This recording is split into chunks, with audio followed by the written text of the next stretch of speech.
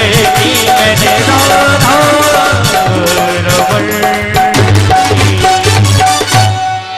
वृंदावन बिहारी लाल की जय।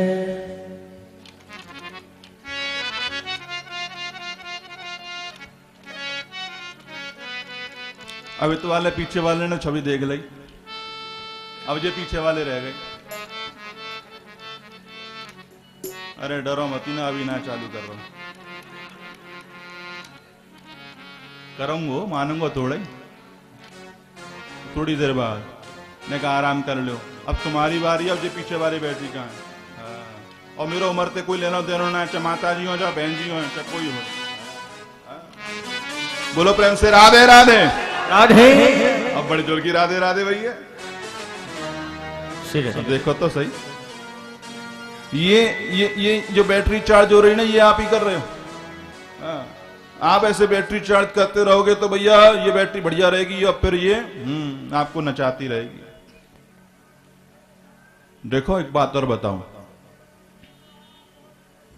ये जो यहां पर जो कीर्तन होता है, भजन होता है, यहां पर जो आप लोग उठ करके जो नाचते हैं ना, ऐसा मत समझना कि मुझे आपको नाचते देखने का शौक है, ऐसा कुछ नहीं है।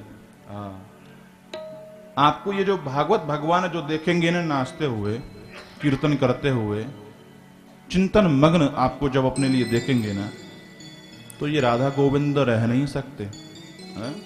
ये राधा गोविंद नहीं रह सकते। भागवत भगवान जो वांग्मय स्वरूप, जो शब्दों के रूप में भागवत के अंदर बैठे हुए जो भगवान है, वो रह नहीं सकते। साक्षात प्रकट होकर के आपके साथ में वो नृत्य करेंगे, साक्षात नृत्य करेंगे। और न जाने आपको ऐसा कौन सा वरदान दे जाए, कहां से कहां ये जिंदगी चली जाए। बोलो प्रेम से, बोलो बांके बिहारी लाल की जय। नारद जी हर्षित हुए और खूब उन्होंने हर्ष बनाया।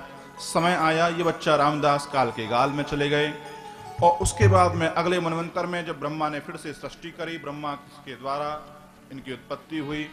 नारद जी महाराज उत्पन्न हुए, जो बच्चा रामदास थे इस बार नारद बन करके उत्पन्न हुए। भगवान हरि के पास में गए, विष्णु के पास में गए, उनके गुणों का गान किया। भगवान बड़े प्रसन्न हुए, अतिशय प्रसन्न होकर के बोले नारायण भगवान, नारद जी आज तो कुछ मांग लो।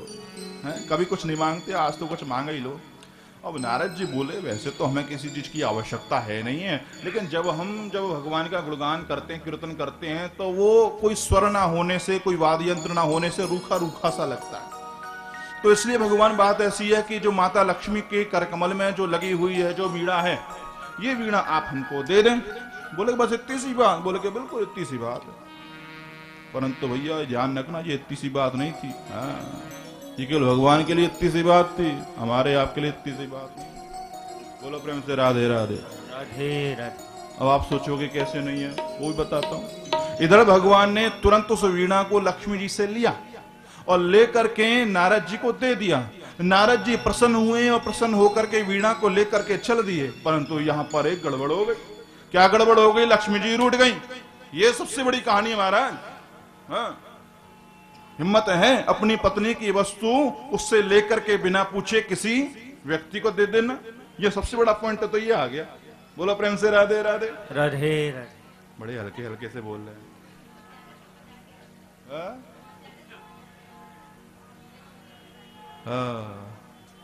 हल्के हल्के क्यों बोलते हो? घबरा रहे हो क्या? प्रेम से क्यों नहीं बोलते? जोर से क्यों नहीं बोलते? राधे राधे। अरे यहाँ पे कुछ नहीं हो रहा है, जो होगा घर पे होगा। हाँ, यहाँ तो राधे राधे कर ही दो। तो अपनी पत्नी की वस्तु उनसे लेकर के दे दी। लक्ष्मी जी नाराज हो गई, बोले कि भाई अब क्या हुआ? अरे हमारी वस्तु और हमसे बिना पूछे नारद जी को दे दी, क्या कोई तरीका है? बोलो कि अरे लक्ष्मी भला मान उस नारद का, इतना उसने मेरे को प्रसन्न कर लिया। मैंने जब उससे मांगने के लिए कहा तो उसने ये वीणा मांगी। यदि आज वह नारद मेरे से यदि तुमको मांगता तो मैं क्षण भर की भी देरी ना करता, तुरंत दे देता। बताओ, ऐसे नारायण भगवान को छोड़ करके हम इस दुनिया की ओर देखते हैं। ऐसे भगवान को छोड़ करके हम दुनिया की ओर देखते हैं कि ये हमको देगा, अरे उससे बड़ा देने वाला ना कोई था, ना है, ना होगा, उसकी ओर देखो। क्यों देखते हो उस दुनिया की ओर में? प्रेम से कहो श्री राधे। ऐसे भगवान श्री नारायण जी महाराज वहां से अपने तत्वलोक की ओर जाते हैं।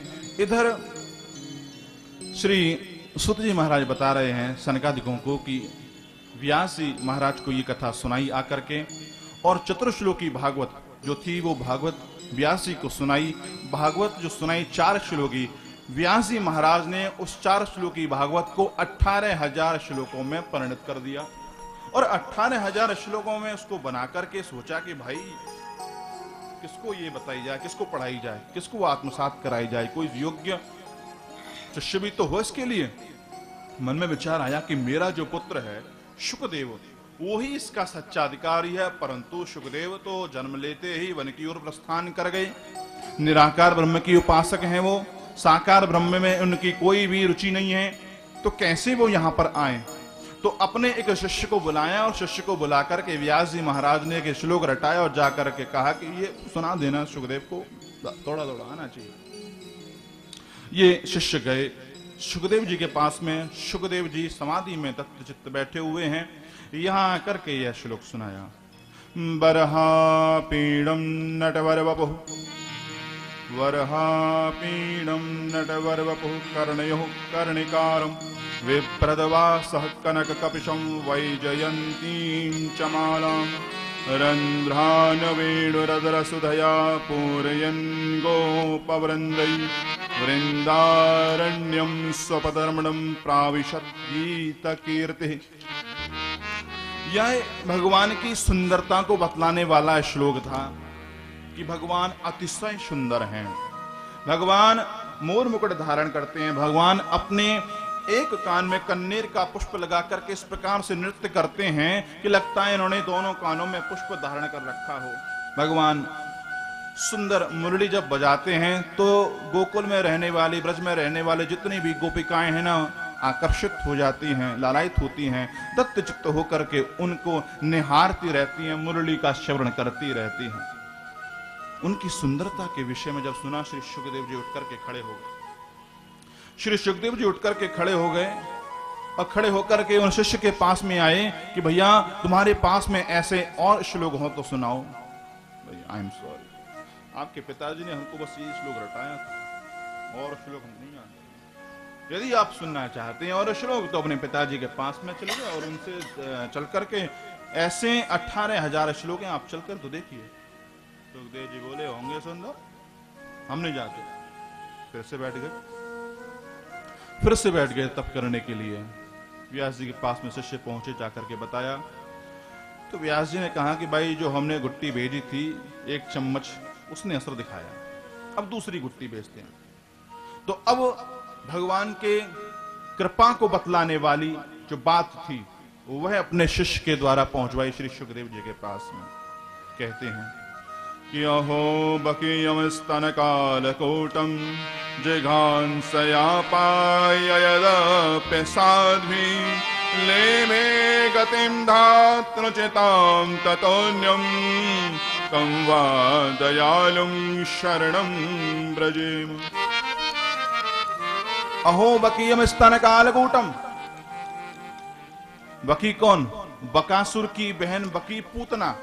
ये पूतना अपने वक्षस्थल पर कालकूट विष लगा करके आई। किस लिए? भगवान को मारने के उद्देश्य से।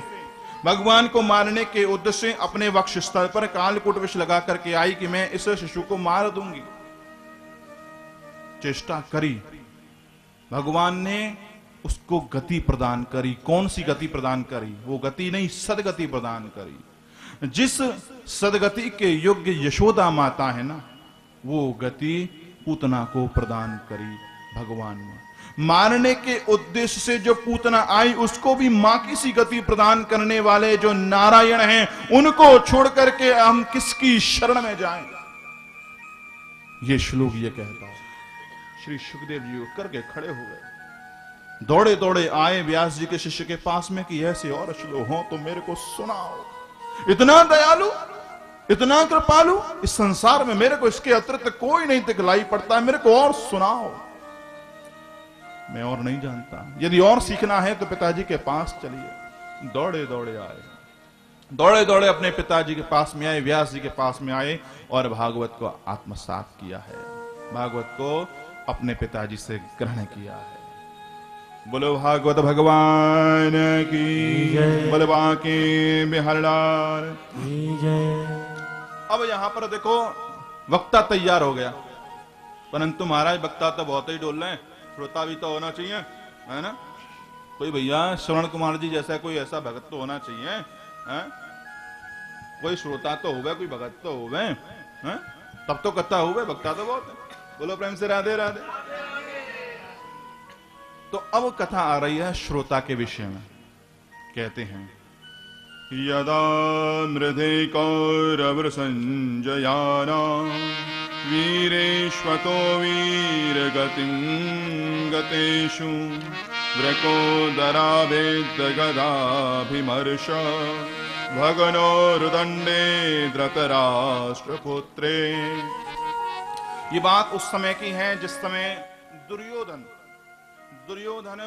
भीम की जो गदा थी उससे पीड़ित होकर के पड़ा हुआ था कुरुक्षेत्र में, अपने अंतिम समय को वह गिन रहा था, जाने ही वाला था। उस समय जो द्रोणाचार्य के जो पुत्र हैं अश्वत्थामा, वो पहुंचे और पहुंच करके कहने लगे, दुर्योधन अरे मैंने तेरे से कितनी बार कहा मेरे को सेनापति बना दे, मेरे को अपनी सेना का प्रधान सेनापति नियुक्त कर दे, तूने मेरी एक ना सुनी।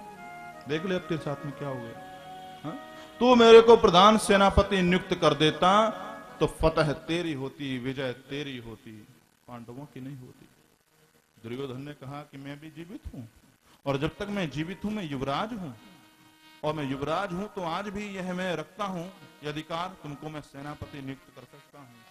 अपना रक्त निकाला और रक्त लेकर के अश्वत्थामा के तिलक कर दिया मस्तक पे कि जाओ अश्वत्थामा तुम मेरे प्रधान सेनापति, पांडवों को मार करके आओ। ये अश्वत्थामा निकले हैं पांडवों के शिविर की ओर, और पांडवों के शिविर की ओर जो निकले तो उन्होंने देखा कि दिन में जाकर के पांडवों के सामने जाकर के जब मैं युद्ध करूंगा तो जीतना नामुमकिन है, रात्रि में चलना चाहिए, रात्रि में चलना चाहिए। रात्रि के समय प्रवेश किया शिविर में। पांचों पांडवों के सोने का जो स्थान था, उस स्थान पे आज 5 पांडव नहीं सो रहे हैं, पांचों पांडवों के जो पुत्र हैं वो सो रहे हैं, और पांचों पांडवों के जो पुत्र हैं उनकी जो शक्ल है हूबहू अपने अपने पिताओं से मिलती है। युधिष्ठिर के पुत्र की शक्ल बिल्कुल युधिष्ठिर जैसी, भीम के पुत्र की शक्ल बिल्कुल भीम जैसी, पांचों पांडवों के पुत्र हैं उनकी शक्ल हूबहू अपने अपने पिता जैसी ही है। अश्वत्थामा नहीं पहचान पाए, अश्वत्थामा ये नहीं पहचान पाए। पहले तो क्या किया इन्होंने, धृष्टद्युम्न जो द्रौपदी के भाई हैं उनका संहार किया। उसके बाद में जो पांचों पांडवों के जो पुत्र हैं उनका संहार किया, सबके शीश को काट दिया, शीश को काट करके और भीम के बेटे का जो शीश था उसको अपने हाथ में लिया, हाथ में लेकर के पहुंचे दुर्योधन के पास में। दुर्योधन के पास में पहुंचे तो दुर्योधन से कहा, दुर्योधन मैंने फतह प्राप्त कर ली, मैंने विजय प्राप्त कर ली। जिनको भीष्म पितामह नहीं जीत पाए, जिनको द्रोणाचार्य नहीं जीत पाए, जिनको मेरा मित्र कर्ण नहीं जीत पाया, जिनको दुशासन नहीं जीत पाया, जिनको मैं नहीं जीत पाया, उसको अश्वत्थामा ने कैसे जीत लिया, उन पे कैसे विजय प्राप्त कर ली। दुर्योधन को विश्वास नहीं हुआ। दुर्योधन को विश्वास नहीं हुआ तो कहा कि क्या तुम भीम का शीश लेकर के आए हो। अश्वत्थामा ने कहा कि मुझे मालूम था कि तुम मेरी बात पर विश्वास नहीं करोगे, इसलिए मैं भीम का शीश अपने साथ में लेकर के आया। भीम के बेटे का जो शीश था वो हाथ में दिया, और जो हाथ में दिया तरबूज के भांति दुर्योधन ने कुचल दिया है, और जो तरबूज के भांति कुचला महाराज, अंतिम समय में ये दुर्योधन फूट फूट करके रोने लगा। अश्वत्थामा ने कहा कि ये दुर्योधन को तो खुश होना चाहिए, ये फूट फूट के रो क्यों रहा है, कि अरे अश्वत्थामा तूने बहुत बड़ा अपराध कर दिया, ये भीम नहीं था, ये भीम का बेटा था। अरे तूने तो हमारे वंश में अब कोई जल देने वाला भी शेष ना छोड़ा। अरे तू तो आतंकवादी है, तू तो आताताई है, तूने ये कैसा कुकृत कर डाला। और अंत समय में पश्चाताप करते करते से दुर्योधन के प्राण पखेरु उड़ जाते हैं। इधर द्रौपदी आती हैं, द्रौपदी आकर के देखती हैं अपने अपने बालकों को, तो देखती है कि उनके शीश धड़ से अलग किए जा चुके हैं। जोर जोर से जो शोक करती है, विलाप करती है, इनका शब्द सुनकर के भगवान श्री कृष्ण पांडवों को साथ लेकर के आते हैं। पांडवों को जब साथ में लेकर के आए, देखा ये जो दृश्य, तुरंत अर्जुन को साथ में लिया, सारथी बने भगवान, अर्जुन को बैठाया और दौड़े अश्वत्थामा के पीछे। अश्वत्थामा ने अपने प्राणों के ऊपर में संकट देकर ब्रह्मास्त्र का संधान कर दिया। भगवान के कहने पे अर्जुन ने ब्रह्मास्त्र का संधान किया। और अश्वत्थामा ब्रह्मास्त्र को चलाना तो जानते हैं, परंतु उसको दोबारा से आकर्षित करना नहीं जानते, वापस बुलाना नहीं जानते। लेकिन अर्जुन इस कला को जानते हैं और अर्जुन ने भगवान के कहने पर ब्रह्मास्त्र, दोनों ब्रह्मास्त्रों को वापस ले लिया है। अश्वत्थामा को पकड़ा और अश्वत्थामा को पकड़ करके ये लेकर के आए हैं अपने शिविर में। सब लोग बोलते हैं कि इनको मार दो, काट दो, हत्या कर दो, वध कर दो। अर्जुन अभी कुछ नहीं कह रहे, कुछ नहीं कर रहे हैं। अर्जुन ने पूछा कि अब आप ही बताइए द्वारकाधीश, हमें क्या करना चाहिए। तो कहा कि भाई बात ऐसी है, ये ब्राह्मण है, इसको मारना नहीं चाहिए, ये ब्राह्मण का बेटा है, इसको मारना नहीं चाहिए, परंतु भैया ये आतताई है, इसने आतंकवादियों वाला काम किया है, इसलिए इसको छोड़ना भी नहीं चाहिए। कुंती और ये द्रौपदी ने भी कह दिया कि इनको मत मारो, इनको मत मारो। अरे ये है तो हमारे गुरु के ही पुत्र हैं, हमारे ये गुरु के पुत्र हैं, गुरु के समान ही हैं। और जो दुख मैं इस समय महसूस कर रही हूँ, जो अनुभव कर रही हूँ, मैं जिस दुख का मैं नहीं चाहती, उस दुख से मेरे गुरु की जो पत्नी है वह इस दुख से होकर के गुजरे। एक माँ के कष्ट को एक माँ ही समझ सकती है, इसलिए मैं ये नहीं चाहती कि जो कष्ट मुझे हो रहा है वह कष्ट इनकी माँ को भी हो, मत मारो।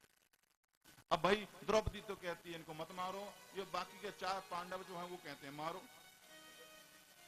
भगवान कृष्ण कहते हैं कि भाई ब्राह्मण है, मारना नहीं चाहिए, परंतु इसने हत्या करी है बालकों की, मारना चाहिए। इसने काम ये बड़ा गलत किया, कुकृत किया है, उसने आतंकवादी वाला काम किया। अब एक तो भाई मारो और एक बात हो गई मत मारो। भीम बोले वाह, आप जैसे 2-4 न्यायाधीश और हो जाएं तो बस हो गया न्याय। एक तरफ तो कहते हैं इसको मारो और एक तरफ कहते हैं इसको मत मारो। अर्जुन बात समझ गए और अर्जुन ने क्या किया, अश्वत्थामा को पकड़ा, पकड़ करके इनके बाल मुड़ दिए, बाल मुड़ करके इनके मस्तक पे एक मणि थी, वो मणि निकाल ली, स्थान से निकाल दिया। इसलिए कहते हैं कि ब्राह्मण यदि कोई अपराध कर दे तो उसके दैहिक वध का कोई प्रावधान नहीं है। ब्राह्मण को घर से बाहर निकाल देना, उसका अपमान कर देना, उसके धन को छीन लेना, यही ब्राह्मण का वध कहा गया है, यही ब्राह्मण का वध कहा गया है।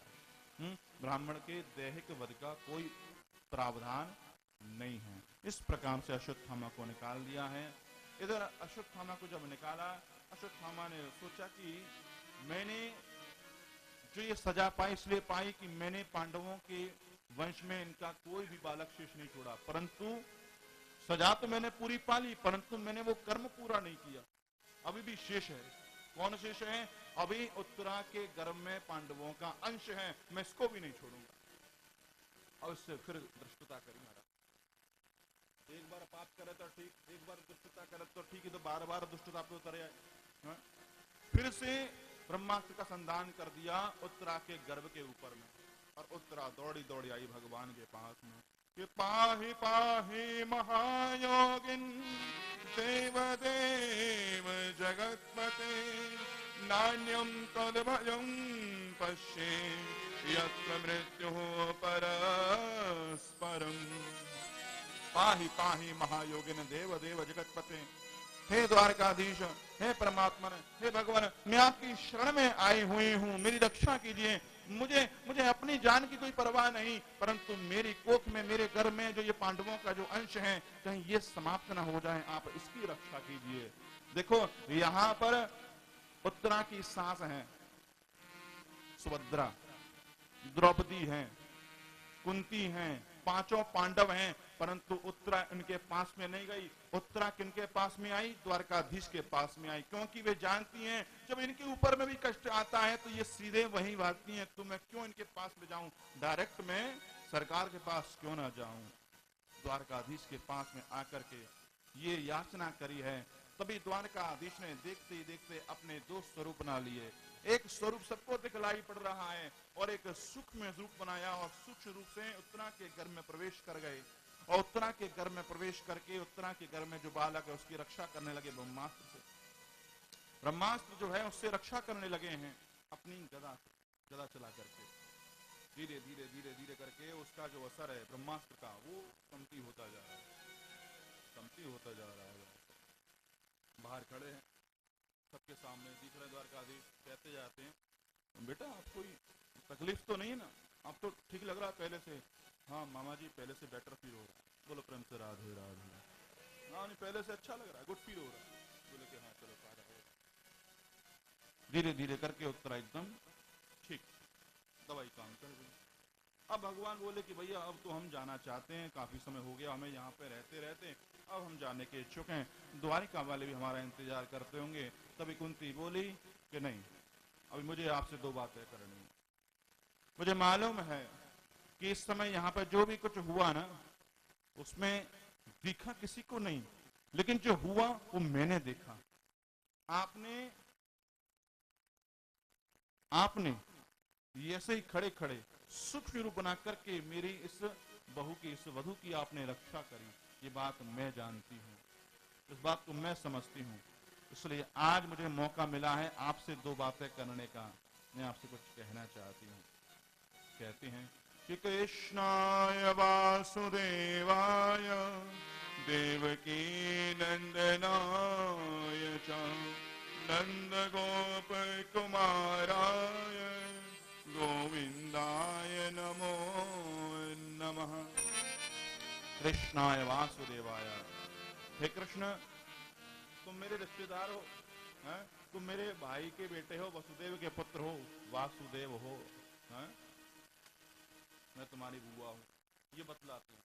मानो इस श्लोक से कृष्णाय वासुदेवाय देवकी नंदनाय च, तुम मेरी जो भाभी हैं उसके बड़े प्यारे पुत्र हो, और नंद गोप कुमार आया, जो नंद जो गोप हैं ब्रजवासी हैं उनके तुम बड़े प्यारे हो, उनको तुम बड़े प्रेम करते हो, वो तुमसे बहुत प्रेम करते हैं। नंद गोप कुमार आए गोविंदाय नमो नमः, और तुमको जो सबसे ज्यादा प्रिय और जिनको तुम इष्ट मानते हो वो गाय तुमको अतिशय प्रिय हैं, तो उन गायों को प्रेम करने वाले गोविंद मैं आपको प्रणाम करती हूँ। गोविंदाय नमो नमः। कहती हैं कि मेरे जीवन में जब जब भी संकट आया आपने उस संकट से हमारी रक्षा करी। कहां तक गिनाऊं, कोई एक बात हो तो गिनाऊं, यदि मैं बात करने के लिए बैठूं तो एक प्राण तैयार हो जाएगा। इतनी बार आपने मेरी रक्षा करी, इतनी बार आपने मेरी रक्षा करी। यदि मैं आपकी रक्षा के विषय में सबको बतलाने बैठूं तो एक बड़ी मोटी पुस्तक बन करके तैयार हो जाएगी। कभी लाक्षागृह में आपने रक्षा करी, कभी जो विष के लड्डू थे उससे रक्षा करी, अभी अभी महाभारत की आप बात कर लो उसमें आपने हमारी रक्षा करी, बार बार आपने रक्षा करी। हमारे तो एकमात्र आप ही नाथ हैं, तो ये व नाथे न, कुंती ने यहाँ पर एक बात कही है, तो ये व नाथे न, हमारे तो एकमात्र आप ही नाथ हैं। देखो इस जगत में परमेश्वर परमात्मा बांके बिहारी राधा गोविंद राधा वल्लभ जो भी हम उनको संबोधित करते हैं, सबसे ज्यादा दुख मालूम है भगवान को कब होता है? मालूम है भगवान को सबसे ज्यादा दुख कब होता है? जब हम और आप में से कोई व्यक्ति ये कहता है कि मैं अनाथ हूं, मैं अनाथ हूं। जो व्यक्ति इस बात को जब कहता है, भगवान कहते हैं अरे देखो मेरे जगन्नाथ के होते सोते ये अपने आप को अनाथ कहता है। इसकी रक्षा करने वाला, इसको जन्म देने वाला, इसका पालन करने वाला, इसका पोषण करने वाला, सभी प्रकार से इसकी रक्षा करने वाला, सुरक्षा करने वाला, इसके जीवन की रक्षा करने वाला मैं हूं, और मेरे होते सोते ये कहता है कि मैं अनाथ हूं। जगन्नाथ के होते सोते अपने आप को अनाथ कहता है। भगवान को बड़ा दुख होता है कि देखो इसी दिन के लिए मैंने इसको जीवन दिया था ये कि ये अपने आप को अनाथ कहे। भगवान को बड़ा दुख होता है। एक गोकुल में एक माता जी रहा करती थी, वल्लभाचार्य जी के समय की बात। गोकुल में एक माता जी रहा करती थी, गोपाल जी से बड़ा प्रेम था। गोपाल जी ने भी इनकी जो प्रीति थी वह स्वीकार कर रखी थी। और जब माता जी इन गोपाल जी से कुछ कार्य करने के लिए कहती, भोजन करने के लिए कहती, तो गोपाल साक्षात रूप से प्रकट होकर के इनके सारे कार्यों को किया करते। भोजन पाते, प्रसाद पाते, माता जी को भी अपने कर कमलों से प्रसाद खिलाते, क्योंकि इनकी भावना थी कि मेरा तो एकमात्र ये गोपाल ही है, इसके अतिरिक्त इस दुनिया में मेरा कोई नहीं है। ये भावना थी, ये भावना जुड़ी हुई थी।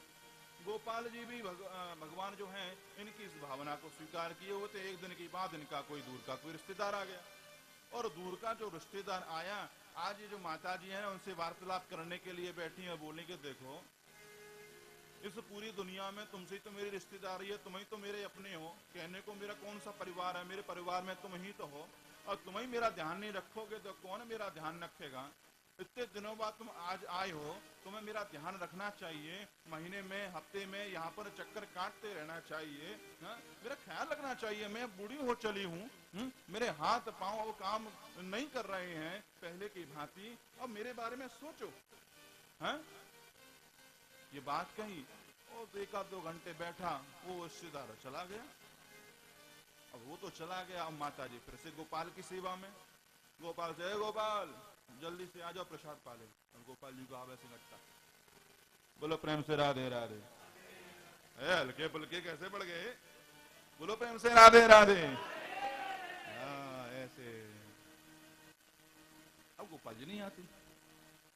अरे गोपाल मैंने तेरे लिए प्रसाद बनाया है, प्रसाद पाए ले। गोपाल जी नहीं आ रहे। अरे सुने ना, कितनी बार आवाज दूं तुम्हें, जल्दी से आकर के भोजन पाए।